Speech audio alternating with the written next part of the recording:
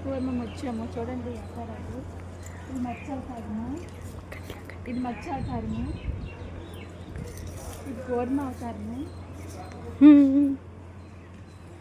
ఇది వరాహ అవతారము. చూడండి ఈ విగ్రహాలు ఎంత బాగున్నాయో. ఇది నరసింహ అవతారము, ఇది వామన అవతారము. చూడండి ఇది వామన అవతారం. ఇది పరశురామ అవతారం. చూడండి ఎంత బాగున్నాయి విగ్రహాలు. ఇది రామావతారము. చూడండి రాముడు వెళ్తారు. చూడండి రామావతారము.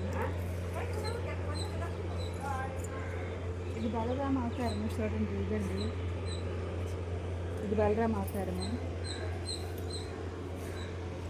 ఇది కృష్ణావతారము. చూడండి కృష్ణావతారం 10 అవతారాలు ఇవన్నీ. ఇది కలికి అవతారము, ఇది కలికి అవతారం అండి. దీంతో 10 అవతారాలు అయినాయి. చూడండి ఎంత బాగున్నాయి. ఈ అవతారాలన్నీ శ్రీకూర్మంలో ఎప్పటి నుంచో ఉన్నాయండి. ఈ గుళ్ళు ఈ నెలలో వస్తే చాలా మంచిది, రసప్తమి కదా. వచ్చి అవకాశం ఉన్న వాళ్ళు రండి. సరేనా?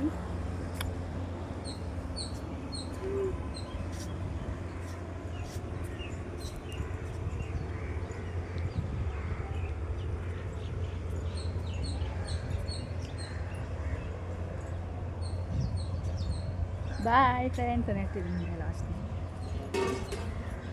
అవతారాలు మీకు నచ్చైతే బాయ్ అంటే